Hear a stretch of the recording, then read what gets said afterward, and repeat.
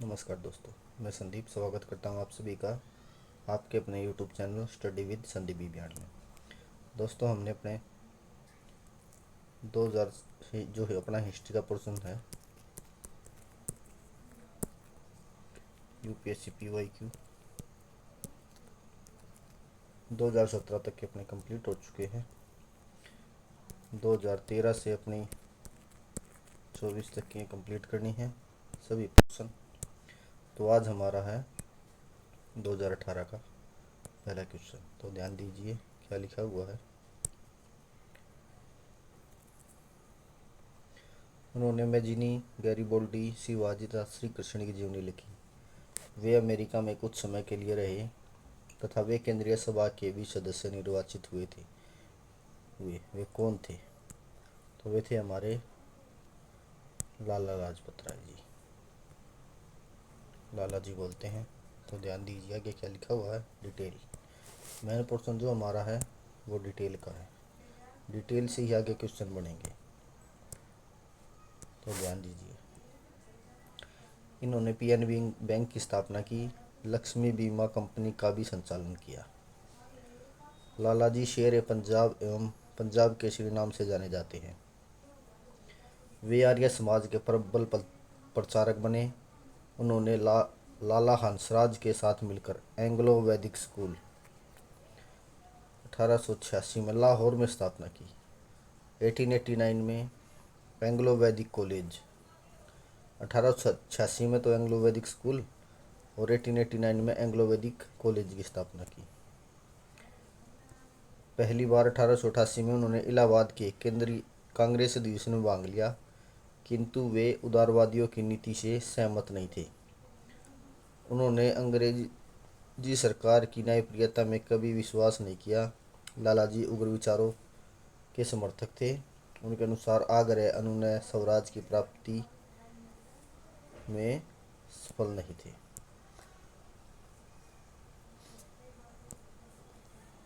उनका मानना था कि आग्रह करना, अनुनय करना स्वराज की प्राप्ति में बाधा है, तो वो इसके समर्थक नहीं थे।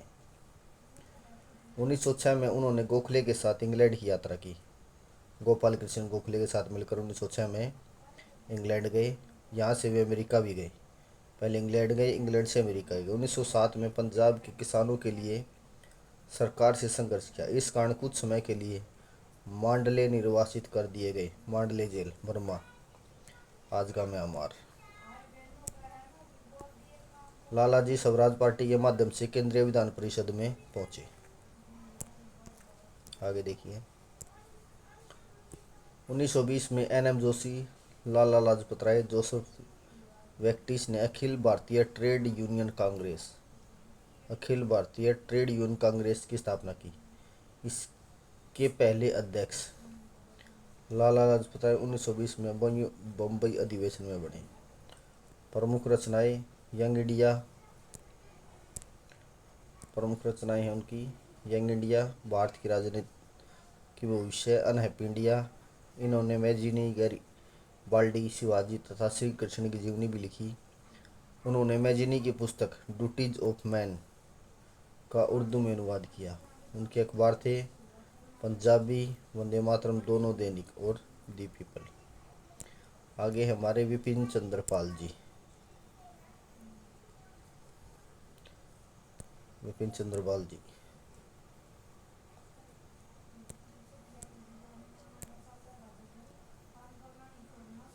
बंगाल विभाजन का उन्होंने विरोध किया। वे स्वदेशी बहिष्कार एवं राष्ट्रीय शिक्षा को राष्ट्रीय आंदोलन का हथियार बनाना चाहते थे। उनकी पत्रिकाएं हैं बंगाली दैनिक, वंदे मातरम 1906, अंग्रेजी साप्ताहिक New India 1902, Bengal public opinion 1882 में प्रकाशित अखबार, Lahore Tribune 1887, the New India 1892 में प्रकाशित, दी हिंदू रिव्यू 1913 में प्रकाशित अखबार थी। एक बार दोबारा देखिए। बंगाली में दैनिक था वंदे मातरम, जो दैनिक था वो कौन सा था? वंदे मातरम।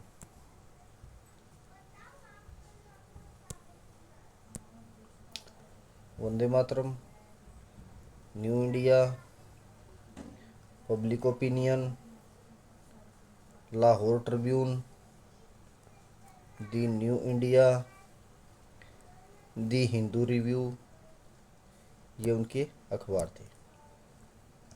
वे अच्छे लेखक भी थे। The Soul of India, The Basis of Social Reform, The Democratic, उनकी चर्चित रचनाएं हैं।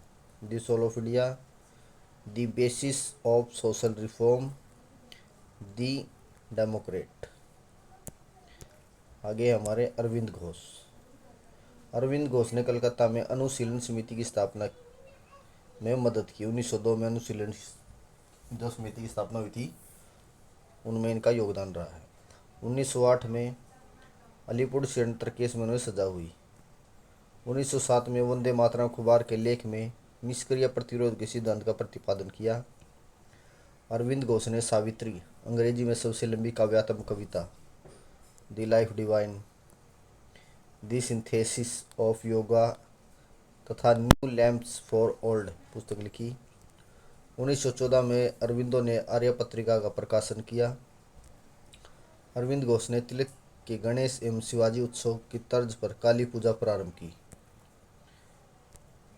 अरविंदो का दर्शन वेदांत दर्शन पर आधारित था, जिसमें मनुष्य और ईश्वर में एकता दिखाई गई है। अरविंदो ने 1926 में पांडिचेरी में अरविंदो आश्रम की स्थापना की। आगे हमारे मोतीलाल नेहरू जी।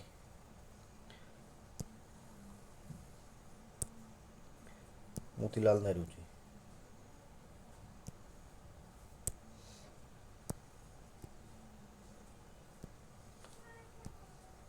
ये भारतीय राष्ट्रीय कांग्रेस के 2 बार अध्यक्ष रहे, 1919 तथा 1928। इन्होंने चित्तरंजन दास के साथ मिलकर स्वराज पार्टी की स्थापना की। वे केंद्रीय विधानसभा में विपक्ष के नेता बने। 1928 में प्रसिद्ध नेहरू आयोग, जिसे नेहरू रिपोर्ट कहा जाता है, की अध्यक्षता की।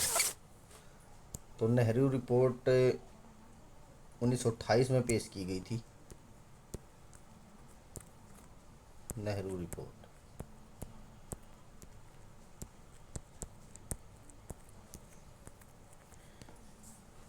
आंतरिक संविधान कह सकते हो इसे। इसके भी आप पर ही कांग्रेस ने डोमिनियन स्टेटस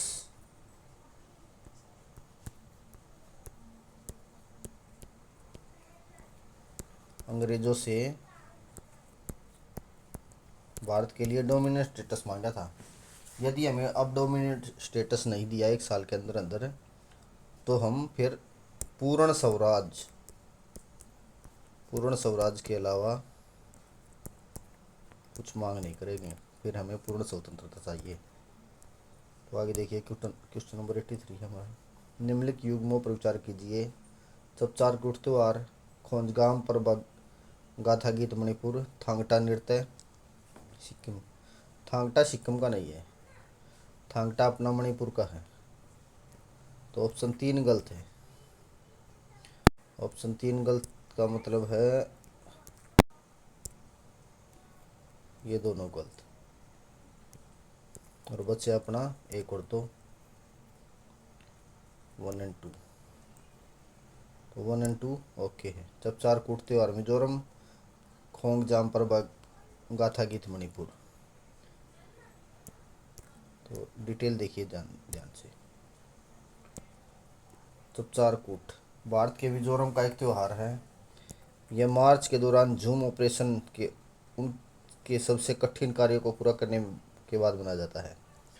झूम ऑपरेशन का मतलब होता है खेती करने के लिए, झूम खेती करने के लिए वन की सफाई की जाती है। वन की सफाई करने के बाद अपनी खेती के लिए जो ज़मीन तैयार की जाती है, उस ज़मीन को तैयार करने के उपरांत ये त्यौहार मनाया जाता है, चपचार कूट, मिजोरम के लोगों के द्वारा। यानी जंगल की सफाई, जलने के अवशेषों की सफाई। यह वसंत ऋतु का त्यौहार है जो बड़े ही हर्षोल्लास के साथ मनाया जाता है। चेराव या बास डांस त्यौहार के उत्सव में पारंपरिक बास नृत्य चेराव के साथ साथ अन्य नृत्य भी शामिल है। तो बास को क्या कहते हैं? चेराव। अगला क्या है हमारा? खोंगजोम पर्व। एक गाथा गायन परंपरा है मणिपुर में। यह 1891 के एंग्लो मणिपुरी युद्ध के ठीक बाद उभरा। 1891 में अंग्रेजों का मणिपुर का जो युद्ध हुआ था, यह उसके बाद उभरा है। इस नृत्य में क्या कह रहा है,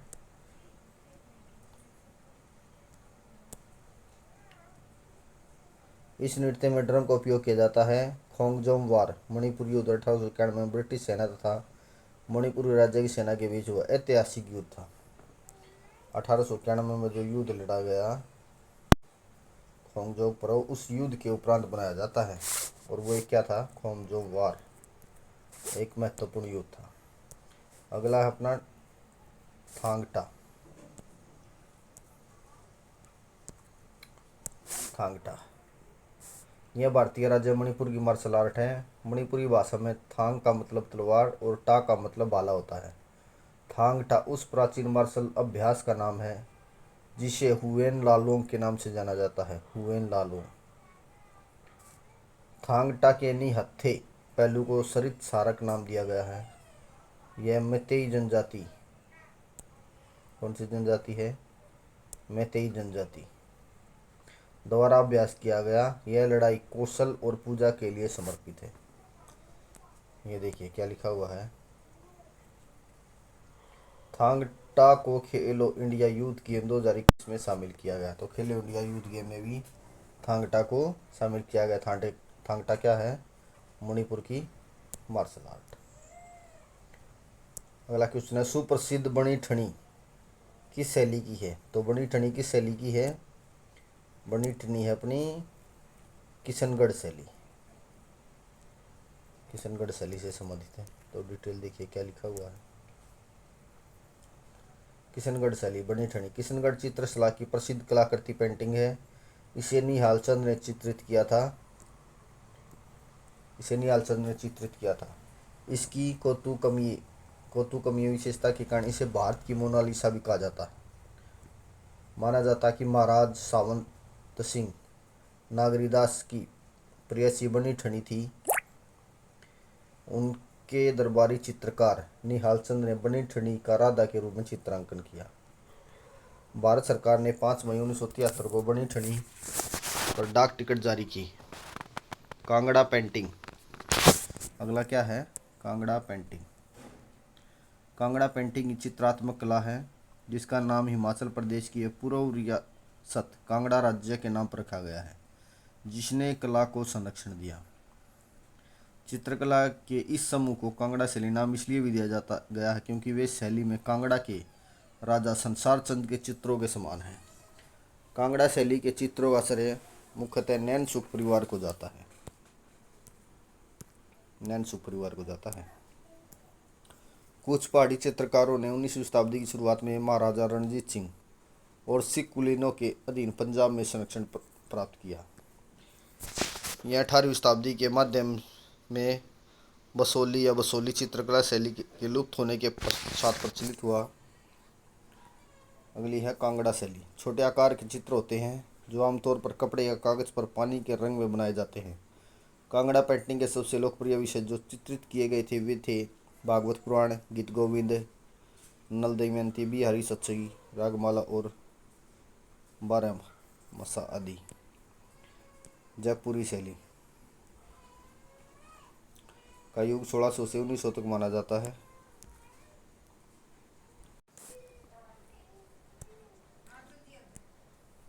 आगे है जयपुरी शैली का युग 16 से 1900 तक माना जाता है। सवाई जय सिंह के उत्तराधिकारी ईश्वर सिंह के समय साहिब राम नामक प्रतिभाशाली चितेरा था जिसने आदमकद चित्र बनाकर चित्रकला की नई परंपरा डाली। जयपुर शैली के चित्रों में भक्ति तथा श्रृंगार का सुंदर समन्वय मिलता है।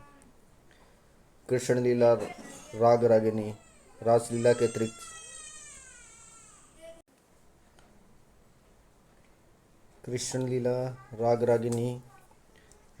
के अतिरिक्त शिकार तथा डियों की लड़ाई के अद्भुत चित्र बनाए गए हैं।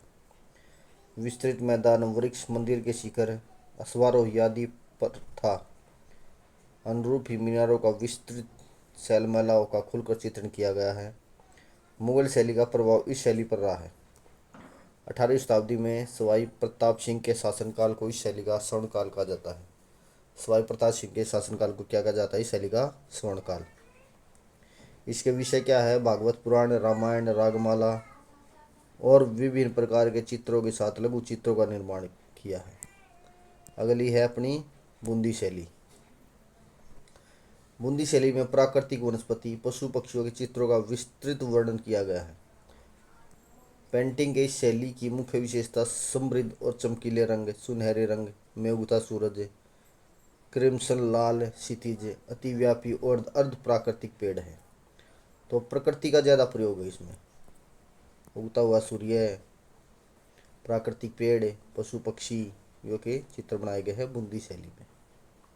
अगला क्वेश्चन देखिए, भारत के सांस्कृतिक इतिहास के संदर्भ में निम्न कथनों पर विचार कीजिए। त्यागराज की अधिकांश कृतियां भगवान कृष्ण की स्तुति की भक्ति है। देखो, त्यागराज का पहले क्वेश्चन आया है। त्यागराज से मैंने क्या बताया था? त्याग, त्याग त्याग का मतलब क्या है? राम। राम जी ने अपना सिंहासन त्याग दिया था। तो त्यागराज की अधिकांश कृतियां कृष्ण की नहीं है, भगवान राम की है। तो पहला ऑप्शन हमारा क्या हो गया? गलत हो गया।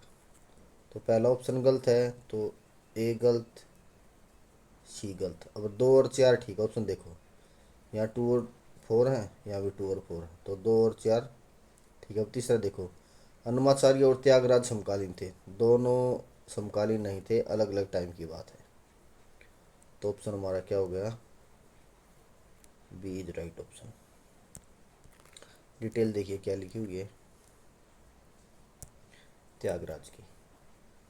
1767 से 1847 की अधिकांश कृतियां भगवान राम की स्तुति की भक्ति की है। भगवान राम की स्तुति की है, अतः कथन एक गलत है। त्यागराज ने भगवान राम की स्तुति में हजारों भक्ति रचनाएं बनाई थी। इसमें अनेक नए रागों का भी सर्जन किया गया था। त्यागराज को मुथुस्वामी तथा श्यामा शास्त्री के साथ कर्नाटक संगीत की त्रिमूर्ति के रूप में गिना जाता है, अतः कथन 2 सही है। तलपक्का अन्नमाचार्य 15वीं शताब्दी के हिंदू संत थे और भगवान वेंकटेश्वर विष्णु के एक रूप की प्रशंसा में संकीर्तन नामक गीतों की रचना करने वाले सबसे पहले ज्ञात भारतीय संगीतकार थे। तो भगवान वेंकटेश्वर की पूजा करते थे, जो कि विष्णु का एक अवतार माना जाता है। उनके द्वारा रचित कीर्तन गीतों का संगीत रूप जो अभी भी कर्नाटक संगीत कलाकारों के बीच लोकप्रिय है। तो कौन सा?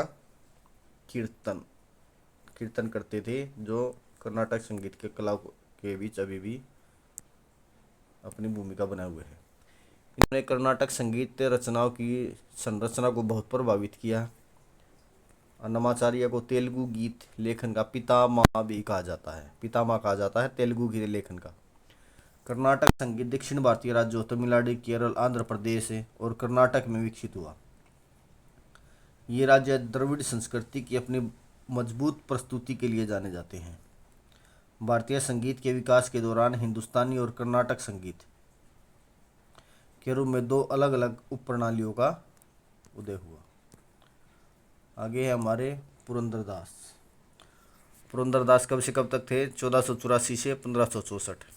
विजयनगर के एक विपुल कवि संगीतकार। तो क्वेश्चन बन सकता है पुरंदरदास से, क्योंकि विजयनगर से संबंधित है और विजयनगर से संबंधित हर एक चीज़ इंपोर्टेंट होती है। विजयनगर के एक विपुल कवि संगीतकार और रहस्यवादी, कर्नाटक संगीत पितामह के जनक माने जाते हैं। कर्नाटक संगीत के जनक वेंकटमाखी को कर्नाटक संगीत का महान संगीतकार माना जाता है। 17वीं शताब्दी ईस्वी में उन्होंने मेलाकारता विकसित किया, जो दक्षिण भारतीय रागों को वर्गीकृत करने की प्रणाली थी। वर्तमान में 72 मेलाकारता है। ये क्वेश्चन आया हुआ है कि मेलाकारता कितने हैं, तो बेहतर है। संथाल विद्रोह के शांत हो जाने के बाद औपनिवेशिक शासन द्वारा कौन से उपाय किए गए? संथाल परगना नामक राज्य क्षेत्र का सृजन किया गया, सही बात है। किसी संथाल का गैर संथाल को भूमि अंतरण करना गैर कानूनी हो गया, ये भी सही बात है। तो दोनों ऑप्शन ठीक है, सही बताना था ना, तो दोनों ऑप्शन ठीक है। संथाल विद्रोह की डिटेल पढ़िए। संथाल विद्रोह, यह विद्रोह मूलतः आर्थिक कारणों से प्रारंभ हुआ, बाद में इसका उद्देश्य विदेशी शासन को खत्म करना बन गया। यह विद्रोह बिहार के भागलपुर एवं राजमहल जिलों में हुआ। भागलपुर और राजमहल में प्रथम चरण में आदिवासियों का सबसे बड़ा विद्रोह 1855-56 ईस्वी में राजमहल की पहाड़ियों में संथाल विद्रोह था। सबसे पहले हुआ 1855-56 में राजमहल की पहाड़ियों में। इसके नेता सिद्धू मांझी व कानू ने किया। जो इसके नेता कौन थे? वो सिद्धू मांझी व कानू थे। भैरव एवं चांद भी इस आंदोलन से जुड़े थे। संथाल क्षेत्र को दमन एको या दमनी कोल पहाड़ का दामन कहते हैं। दमन एको और दमनी कोल ये शब्द आ सकते हैं। पहाड़ का दामन। इस समय आदिवासी क्षेत्रों में प्रवेश करने वाले गैर आदिवासियों को दीकू नाम दिया गया। दीकू पर भी क्वेश्चन हुआ। दीकू शब्द है किस आंदोलन से जुड़ा हुआ है? तो संथाल विद्रोह से। युद्ध की समाप्ति के बाद संथाल परगना काश्तकारी अधिनियम बनाया गया। ब्रिटिश सरकार ने संथाल परगना नामक राज्य क्षेत्रों का सृजन किया तथा किसी संथाल का गैर संथाल को भूमि अंतरण करना गैर कानूनी कर दिया। नेक्स्ट क्वेश्चन देखिए 87। आर्थिक तौर पर 19वीं शताब्दी में भारत पर अंग्रेजी शासन का एक परिणाम था। पहला है भारतीय हस्तशिल्पों के निर्यात में वृद्धि। करवा सकते क्या? नहीं करवा सकते। भारतीयों के स्वामित्व वाले कारखानों की संख्या में वृद्धि। अपने बढ़ाएंगे कि भारतीयों के बढ़ाएंगे? भारतीय वाणिज्य कृषि का वाणिज्यकरण। नगरीय जनसंख्या में तीव्र वृद्धि। ऐसा तो नहीं हुआ था। तो option C is right. Option क्या है? सी। इसका ऑप्शन सी है।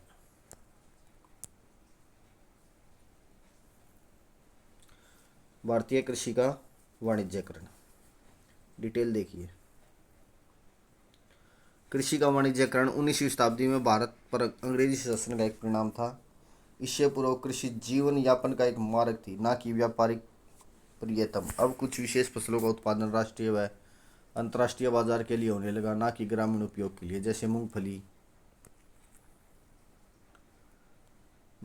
गन्ना, पटसन, तिलहन, कपास, मसाले, तंबाकू, ये इत्यादि फसलें थी। इनका उत्पादन वाणिज्य के लिए किया जाने लगा, व्यापार के लिए। Question number 80। 18वीं शताब्दी के मध्य इंग्लिश ईस्ट इंडिया कंपनी के द्वारा बंगाल से निर्यातित प्रमुख पण्य पदार्थ क्या थे? Staple commodities. अपरिष्कृत कपास, तिलहन और अफीम। अपरिष्कृत तो नहीं था। चीनी, नमक, जस्ता, शीशा। चीनी भी नहीं थी। तांबा, चांदी, सोना, मसाले, चाय। तांबा चांदी नहीं था। तो कपास, रेशम, सोरा और अफीम ये थे। कपास था, रेशम था, सोरा था और अफीम था। निम्नलिखित में से कौन सा एक चंपारण सत्याग्रह का अति महत्वपूर्ण पहलू है? चंपारण सत्याग्रह 1917 में हुआ था।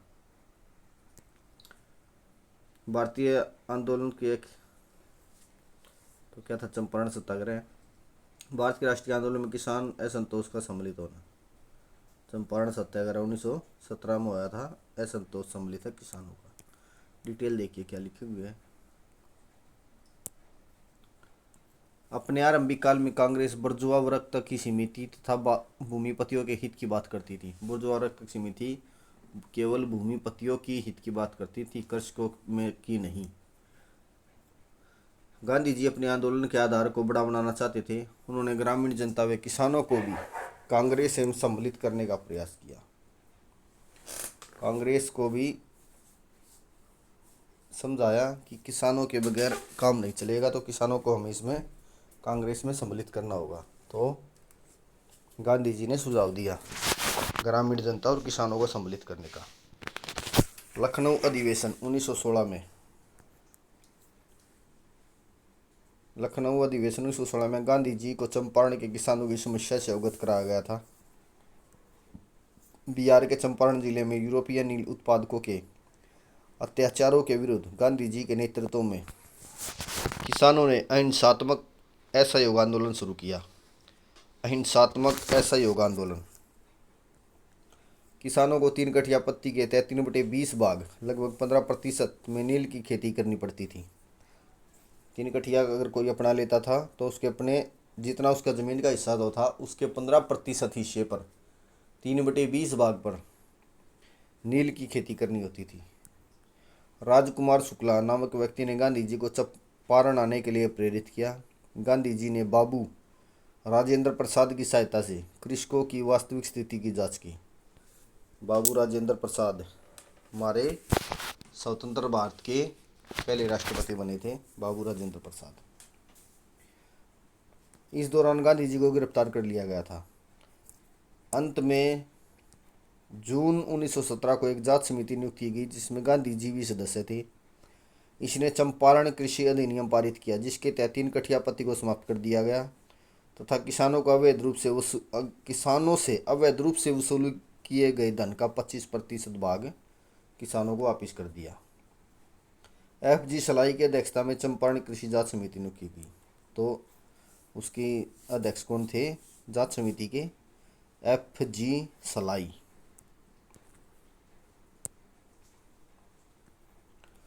चंपारण में गांधी जी को राजेंद्र प्रसाद, महादेव देसाई, नरहरि पारीख, आचार्य JV कृपलानी, ब्रिज किशोर, अनुग्रह नारायण सिन्हा आदि ने सहयोग किया। चंपारण सत्याग्रह के सफल नेतृत्व के बाद रविंद्रनाथ टैगोर ने गांधी जी को महात्मा कहा। तो गांधी जी को महात्मा कब कहा था? चंपारण सत्याग्रह। यद्यपि गांधी जी को सर्वप्रथम महात्मा के नाम से जुलाई 1914 में डरबन में एक नागरिक सम्मान समारोह में संबोधित किया गया था, टैगोर ने महात्मा शब्द को लोकप्रिय बनाया। चंपारण सत्याग्रह के दौरान गांधी जी को बापू कहा गया। तो बापू भी कहा गया महात्मा गांधी जी को चंपारण सत्याग्रह के दौरान। खेड़ा सत्याग्रह, बारदोली सत्याग्रह और अन्य प्रमुख किसान जो आंदोलन हुए हैं उनको बिल्कुल ध्यान से पढ़ना है। 1948 में स्थित हिंद मजदूर सभा के संस्थापक थे अशोक मेहता, TS रामानुज और GG मेहता। अशोक मेहता, TS रामानुजम और GG मेहता। तो डिटेल देखिए क्या लिखी हुई है। हिंद मजदूर सभा HMS की स्थापना 29 दिसंबर 1948 को समाजवादियों, फॉरवर्ड ब्लॉक के अनुयायियों और स्वतंत्र संघवादियों द्वारा पश्चिम बंगाल की हावड़ा में की गई। कहाँ की गई थी? पश्चिम बंगाल के हावड़ा में, कोलकाता में। हिंद मजदूर सभा की स्थापना 19 दिसंबर 1948 को समाजवादियों, फॉरवर्ड ब्लॉक के अनुयायियों और स्वतंत्र संघवादियों के द्वारा की गई थी।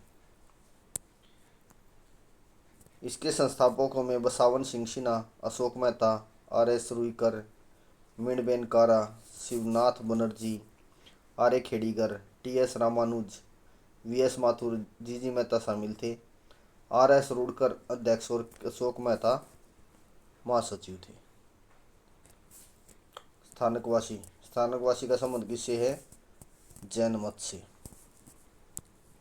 स्थानकवासी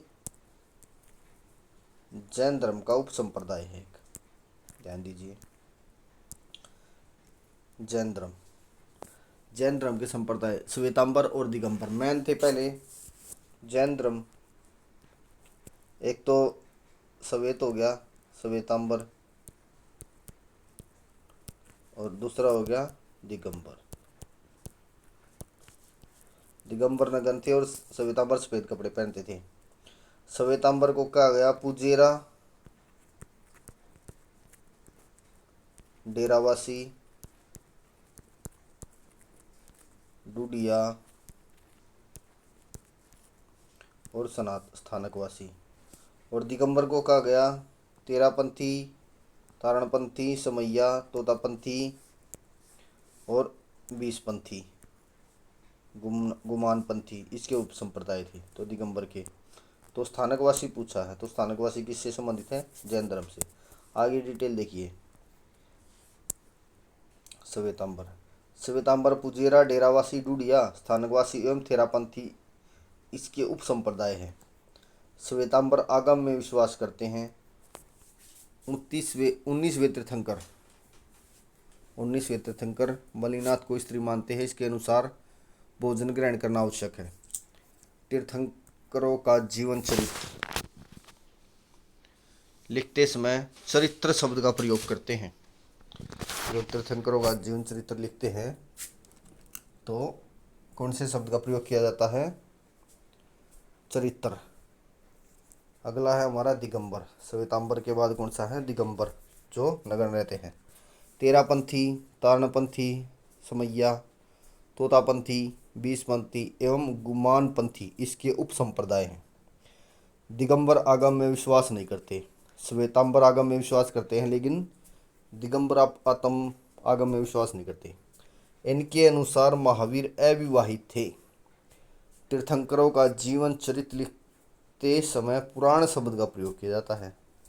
श्वेतांबर किस शब्द का प्रयोग करते हैं? चरित्र का। और दिगंबर किस शब्द का प्रयोग करते हैं? पुराण शब्द का। 300 ईसा पूर्व में मगध में अकाल पड़ने पर सथलबाहु के नेतृत्व में मगध में ही निवास करने वाले एवं श्वेत वस्त्र धारण करने वाले जैन भिक्षु श्वेतांबर कहलाए। 300 ईसा पूर्व में मगध में अकाल पड़ गया। जो अनुयायी सथल बाहु के नेतृत्व में मगध में रह गए तो वो कहलाए श्वेतांबर। और जो अनुयायी भद्रबाहु के साथ श्रवणबेलगोला कर्नाटक में चले गए वो कहलाए दिगंबर। अकाल के समय छठे जैनाचार्य या अंतिम थेर भद्रबाहु के नेतृत्व में मगध छोड़कर श्रवणबेलगोला कर्नाटक जाने वाले जैन दिगंबर कहलाए। दिगंबर अपने को शुद्ध बताते थे एवं नग्न रहते थे। जो दिगंबर थे वो कहते थे कि हम शुद्ध हैं, शुद्ध जैन हम ही हैं।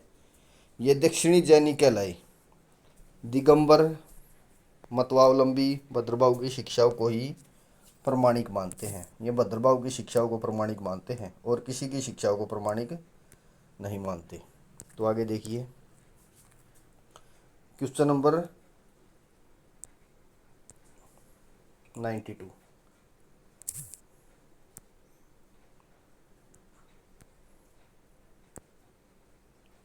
क्वेश्चन नंबर 92 पे ध्यान दीजिए। भारत के सांस्कृतिक इतिहास के संदर्भ में निम्नलिखित कथनों पर विचार कीजिए। फतेहपुर सीकरी स्थित बुलंद दरवाजा किसने निर्माण करवाया था? अकबर ने। खानका के निर्माण में सफ़ेद संगमरमर का प्रयोग हुआ है। फतेहपुर सीकरी और बुलंद दरवाजा, जो फतेहपुर सीकरी का बुलंद दरवाजा है 72 फुट ऊंचाई है बुलंद दरवाजे की, और खानका के निर्माण में सफ़ेद संगमरमर का निर्माण हुआ है। जो खानका है वहाँ पे उसके निर्माण में सफ़ेद संगमरमर ऐसा कहा गया है। अगला क्वेश्चन क्या है? लखनऊ स्थित बड़ा इमामबाड़ा और रूमी दरवाजे के निर्माण में लाल बलुआ पत्थर और संगमरमर का प्रयोग हुआ है। देखो, जो फतेहपुर सीकरी है उसका निर्माण किया गया है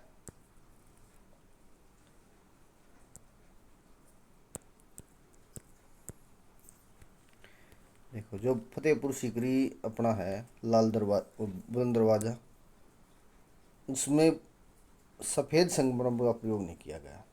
और जो इमामबाड़ा है उसमें बलुआ पत्थर और संगमरमर का प्रयोग कह रहा है, इसमें ये दोनों नहीं हुए हैं। तो संगमरमर का उपयोग किसी भी इमारत में नहीं किया गया इन दोनों में से। तो आगे देखिए क्या डिटेल दी गई है। फतेहपुर सीकरी। अकबर ने 1569 में सीकरी के निकट एक पहाड़ी पर फतेहपुर सीकरी नामक नगर की नींव डाली। यह 1569 से 1584 तक अकबर की राजधानी रहा। यहाँ अकबर ने अनेक विशाल प्रासाद धार्मिक भवन बनवाए।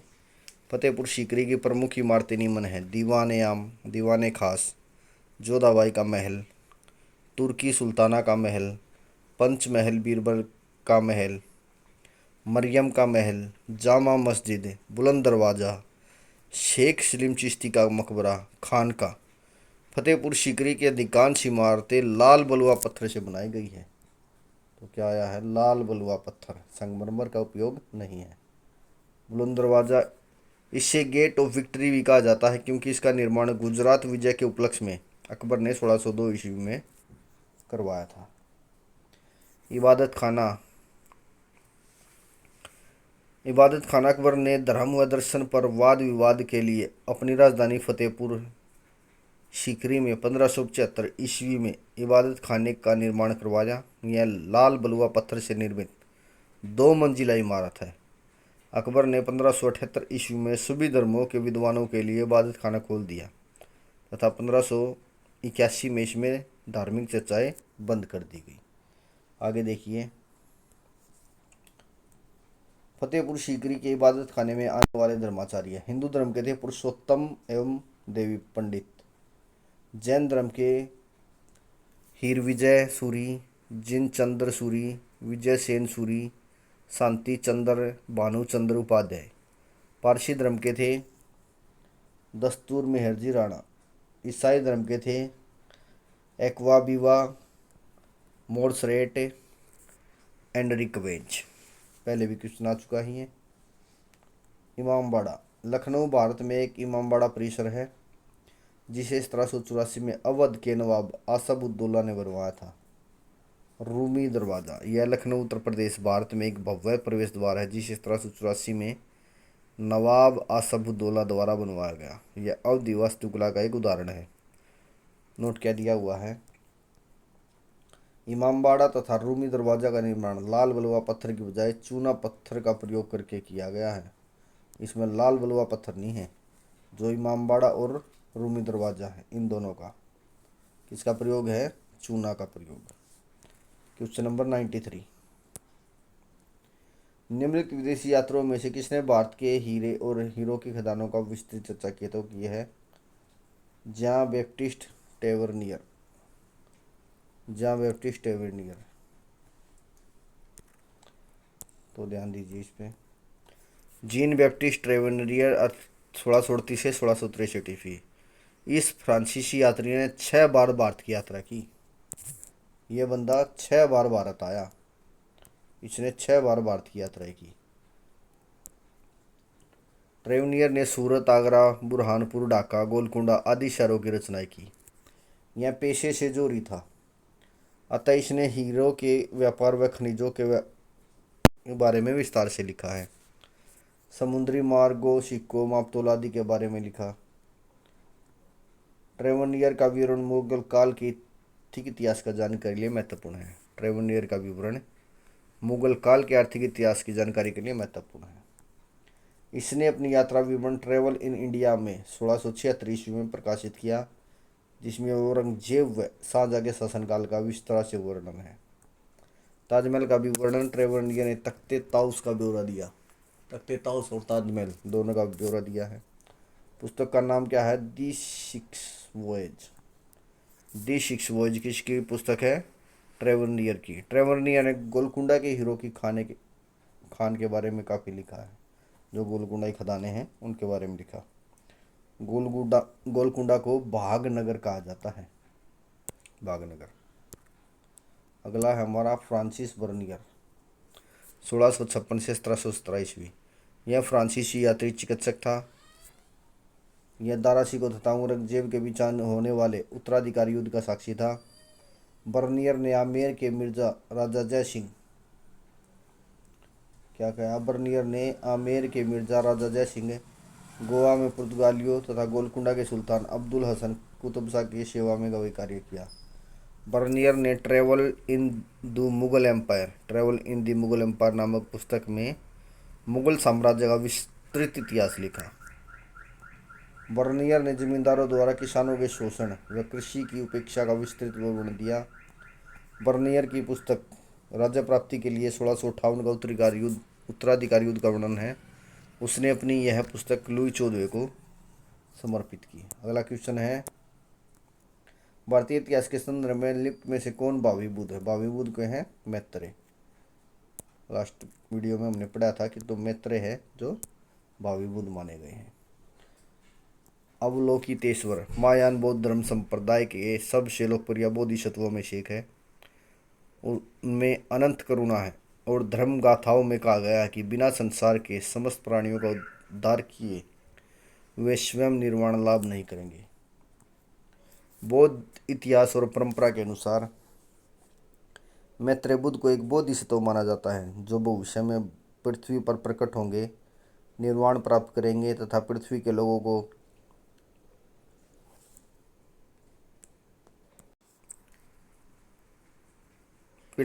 को धर्म की शिक्षा देंगे, जैसे शाक्यमुनि बुद्ध ने किया था। लोकेश्वर एक बौद्ध शतव का नाम है जिसका उल्लेख 6वीं शताब्दी मंजूश्री मूल कल्प में शिक्षाओं में भाग लेने के रूप में किया गया। मंजूश्री बुद्धि के बोधिसत्व को समर्पित सबसे बड़े क्रिया तंत्रों में से एक ज्ञान के एक विश्वकोश का प्रतिनिधित्व करता है जो मुख्य रूप से बौद्ध धर्म में अनुष्ठानिक तत्वों से संबंधित है।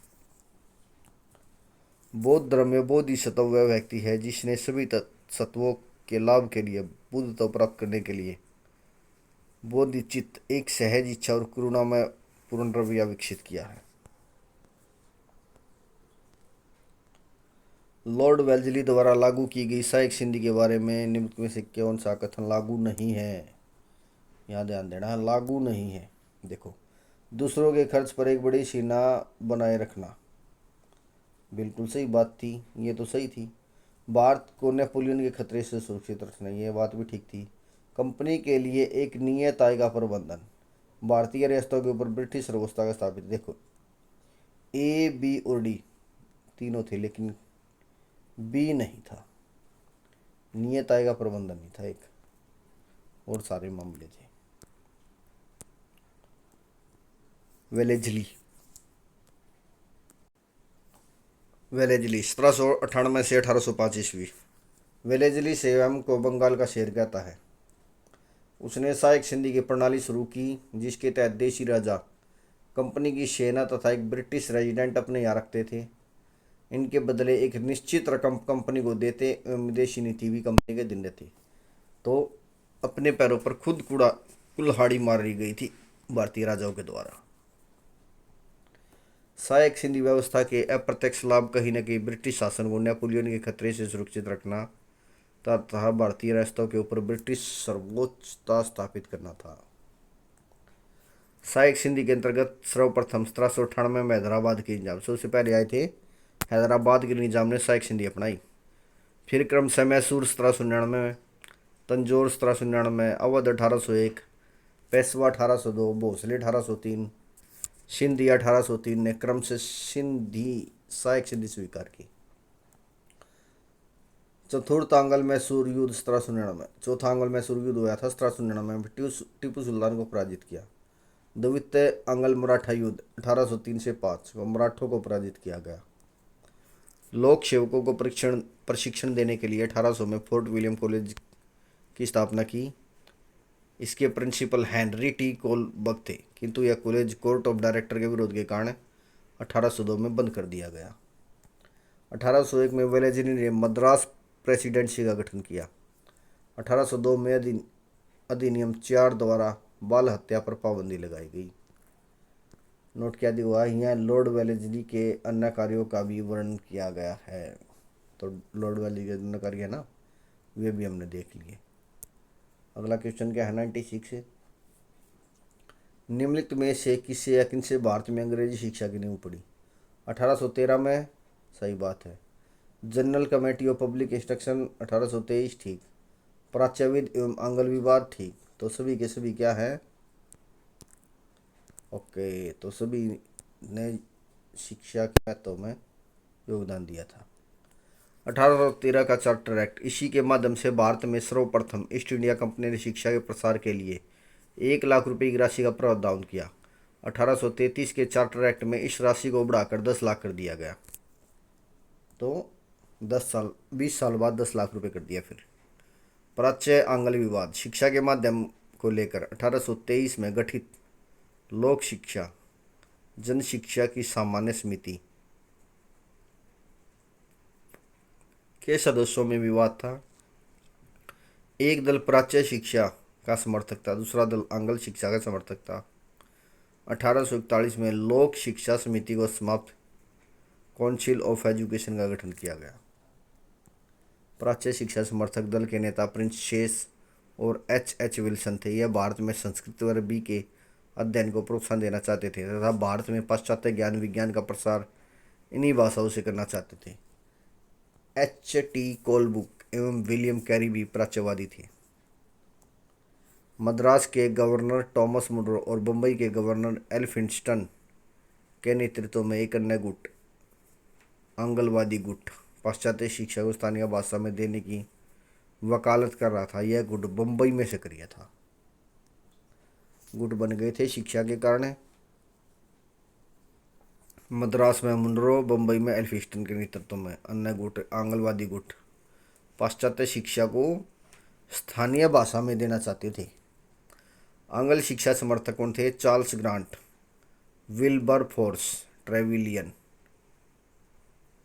ट्रेवलियन आंग्लवादी गुट अंग्रेजी भाषा को शिक्षा के माध्यम के रूप में अपनाना चाहते थे।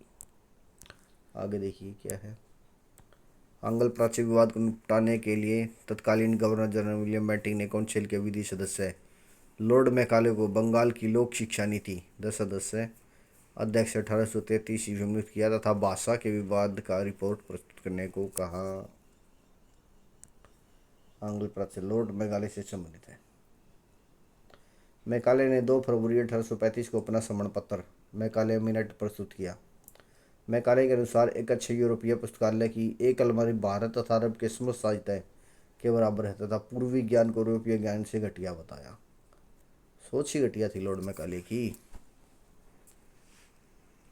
मैकाले अंग्रेजी शिक्षा द्वारा एक ऐसे वर्ग बनाना चाहते थे जो रंग तथा रक्त से भारतीय हो परंतु प्रवृत्ति, विचार, नैतिक तथा बुद्धि से अंग्रेज हो। बेंटिंग ने मैकाले मिनट को 7 मार्च 1835 ईस्वी को स्वीकार किया, जिसके अनुसार अंग्रेजी भाषा को ही प्रशासन में उच्च शिक्षा का आधार बनाया गया।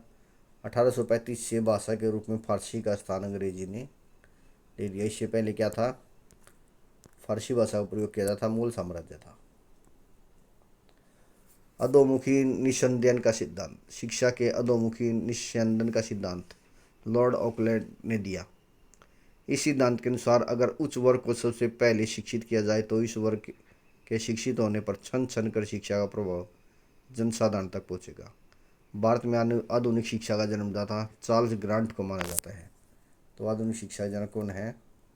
Charles grant. 1920 में निम्नलिखित में से किसने अपना नाम परिवर्तित कर स्वराज सभा रख लिया? स्वराज सभा किसने रखा था? All India home rule league ने। होम रूल आंदोलन ने स्वशासन की मांग को लोकप्रिय बनाया। जून 1914 ईस्वी में तिलक तथा नी बेसेंट ने साथ मिलकर होम रूल आंदोलन शुरू किया। होम रूल की योजना एनी बेसेंट ने बनाई। इसकी प्रेरणा आयरलैंड में चल रहे होम रूल आंदोलन से मिली। एनी बेसेंट ने न्यू इंडिया और कॉमनवेल्थ अखबार शुरू किए। पहले हम पढ़ चुके हैं, तो न्यू इंडिया और कॉमनवेल्थ। तिलक का होम रूल। तिलक का होम रूल क्या कहता है? तिलक ने 28 अप्रैल 1916 ईस्वी को बेलगांव में होम रूल लीग की स्थापना की।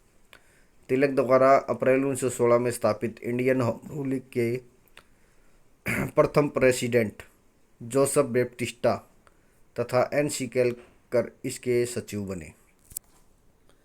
इंडियन होम रूल लीग के जो प्रथम प्रेसिडेंट थे वो थे जोसेफ बैप्टिस्टा और एन सी केलकर थे सचिव। तिलक को होम रूल आंदोलन के दौरान लोकमान्य की पदवी ली। लोकमान्य तिलक कहा गया।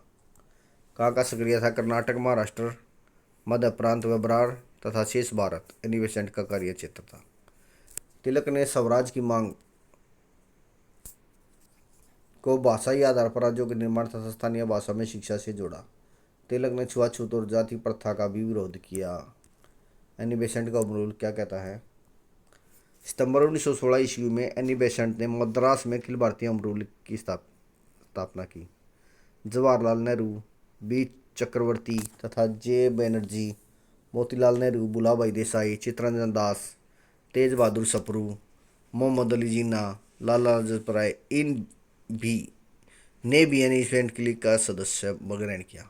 तो ये मोस्टली जो सदस्य हैं जो एनी बेसेंट की लीग से जुड़े हुए थे, इनमें से किसी 3 का नाम दे देंगे, एक चौथे किसी और का नाम दे देंगे तो फिर पूछ सकते हैं।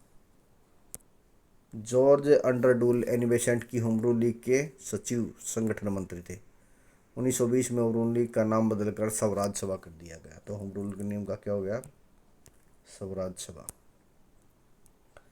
दक्षिण भारतीय उदारवादी संघ न्याय दल जस्टिस पार्टी आंदोलन पूर्णतः ब्राह्मणवादी प्रभुत्व के विरुद्ध था। 1917 में CN मुदालियार, पी त्यागराज, चेटियार तथा टी एम नैयर ने दक्षिण भारतीय उदारवादी संघ साउथ इंडियन लिबरल फेडरेशन की स्थापना की, जिसे बाद में मद्रास में जस्टिस पार्टी या न्याय दल कहा जाने लगा। और फिर बाद में भी इसका नाम चेंज कर दिया गया अपना justice party. Servant of Indian society की स्थापना 12 जून 1905 को गोपाल कृष्ण गोखले द्वारा गोपाल कृष्ण देवधर, अनंत पटवर्धन, नटेश अप्पाजी द्रविड़ आदि जैसे समर्पित व्यक्तियों के सहयोग से की गई। अन्य सदस्य कौन कौन थे इसमें? Srinivasa Sastri, M C Setalvad, B N Rau और अलादी कृष्ण स्वामी अय्यर। यह वंचित ग्रामीण और आदिवासी लोगों, आपातकालीन राहत कार्य, साक्षरता और अन्य सामाजिक मुद्दों को समर्पित देश का पहला धर्मनिरपेक्ष संगठन है। तो ये देखिए यहाँ पे ये धर्मेंद्र जाखड़ का यूट्यूब चैनल का है, ये टेलीग्राम है और ये उनकी वेबसाइट है, तो आप इनको विजिट कर सकते हो, उनके चैनल को भी सब्सक्राइब करना। निम्नलिखित में से कौन सी घटना सबसे पहले हुई? देखो, स्वामी दयानंद ने आर्य समाज की स्थापना की। दीनबंधु मित्र ने नील दर्पण का लेखन किया। बंकिम चंद्र चट्टोपाध्याय ने आनंद मठ का लेखन किया। Satyendra Nath Tagore Indian civil service परीक्षा में सफल होने वाले प्रथम भारतीय बने। तो पहला जो अपने इसका आंसर है दीनबंधु मित्र वाला है। ध्यान दीजिए, सभी की डिटेल पूरी ध्यान से पढ़नी है। नील दर्पण 1858-59 में दीनबंधु मित्र द्वारा लिखित एक बंगाली नाटक था। दीनबंधु मित्र ने अपने इस नाटक नील दर्पण में नील विद्रोह का वर्णन किया। नील विद्रोह का वर्णन किया है। नील विद्रोह के बारे में पढ़ ले, यूपीएससी पूछ सकता है। तो नील विद्रोह क्या है, बिल्कुल पढ़ना है। आर्य समाज की स्थापना स्वामी दयानंद सरस्वती ने 1875 में बम्बई में की थी। बाद में 1877 में आर्य समाज का मुख्यालय लाहौर में स्थापित किया गया। आर्य समाज के बारे में यूपीएससी क्वेश्चन पूछ सकती है। नेक्स्ट इज आनंद मठ। आनंद मठ नामक उपन्यास बंकिम चंद्र चटर्जी ने 1882 में बांग्ला भाषा में लिखा था। इसमें 1773 के सन्यासी विद्रोह का उल्लेख है। भारत का राष्ट्रीय गीत वंदे मातरम, जो कि बंकिम चंद्र चटर्जी ने 1875 में लिखा था, आनंद मठ उपन्यास में 1885 में जोड़ा गया। अन्य किताबें राजा राजमोहन, वाइफ दुर्गेश नंदिनी, देवी चुंदरानी, मृणाली इत्यादि बंकिम चंद्र चटर्जी के बारे में पढ़े। सत्येंद्र नाथ टैगोर 1864 में इंडियन सिविल सर्विस परीक्षा में सफलता प्राप्त करने वाले प्रथम भारतीय बने। यह रविंद्रनाथ टैगोर के बड़े भाई थे। क्वेश्चन नंबर 99, भारत में औपनिवेशिक शासन के दौरान शैक्षणिक संस्थाओं के संदर्भ में निम्नलिखित युग्मों पर विचार कीजिए। ये संस्थान है और यह संस्थापक है। बनारस का संस्कृत कॉलेज विलियम जोन्स नहीं था। कलकत्ता मदरसा Warren Hasting. Fort William College बंद कर दिया था, आर्थर वेलेस्ली नहीं था, दूसरा वेलेस्ली था। तो सही बताना है, एक गलत तीन गलत, ये तो बचा कौन सा? ओनली 2। ध्यान दीजिए। 1791 में जोनाथन डंकन ने बनारस में संस्कृत कॉलेज की स्थापना की थी। 1781 में गवर्नर जनरल वॉरेन हेस्टिंग ने कलकत्ता मदरसा की स्थापना की। फोर्ट विलियम कॉलेज की स्थापना लॉर्ड वेलेस्ली ने 1800 में कंपनी के असैनिक अधिकारियों की शिक्षा के लिए कोलकाता में की थी, लेकिन कंपनी के विरोध के कारण 1802 में इसे बंद कर दिया गया। आर्थर वेलेस्ली एक ब्रिटिश कमांडर थे। इन्होंने चतुर्थांगल में टीपू सुल्तान की सेना को पराजित किया था। इन्होंने 1815 में वाटरलू के युद्ध में नेपोलियन के सेना को भी हराया। आगे चलकर इन्होंने राजनीतिक में प्रवेश किया तथा इंग्लैंड के प्रधानमंत्री थे। कमाल कर गया था भाई, प्रधानमंत्री बन गया, युद्ध भी लड़ दिए। विलियम जोन्स ने 1784 में एशियाटिक सोसाइटी ऑफ बंगाल की स्थापना की। इसका उद्देश्य भारत के इतिहास व संस्कृति की खोज व अध्ययन करना था। इसे रॉयल सोसाइटी ऑफ बंगाल भी कहा जाता है। विलियम जोन्स ने 1789 में अभिज्ञान शाकुंतलम और 1792 में गीत गोविंद का अंग्रेजी में अनुवाद किया था। चार्ल्स विल्किंसन 1785 में गीतों का अंग्रेजी में अनुवाद किया, जिसकी प्रस्तावना वारेन हेस्टिंग ने की थी।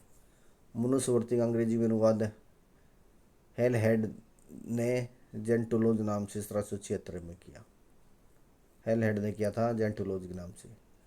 डेविड हेयर ने 1820 में कलकत्ता में विश्व कॉलेज की स्थापना की थी। कलकत्ता में क्या था? विश्व college. Raja Rammohan Roy, David Hare, Alexander डफ ने 1817 में कोलकाता में हिंदू कॉलेज की स्थापना की। बैथून ने 1849 में भारतीय बालिकाओं की शिक्षा के लिए कोलकाता में एक स्कूल खुला था। ईश्वर विद्यासागर स्कूल के सचिव रहे।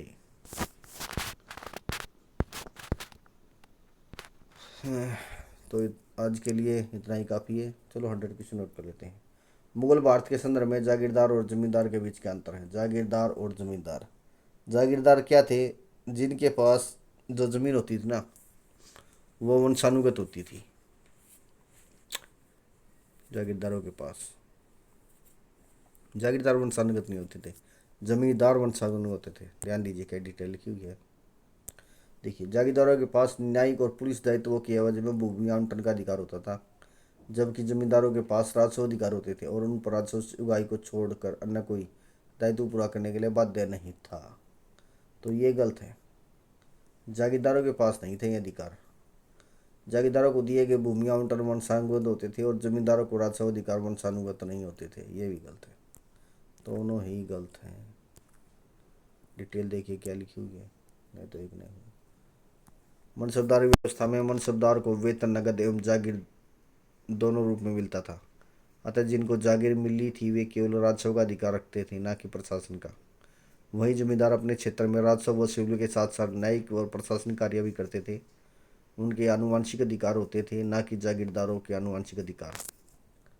एनसीईआरटी की 7th क्लास लिया गया है के अनुसार राजस्व व्यवस्था में किसान ग्रामीण स्थानीय सरदारों या मुखिया के माध्यम से ही राजस्व देते थे, जिन्हें मुगल जमींदार कहते थे।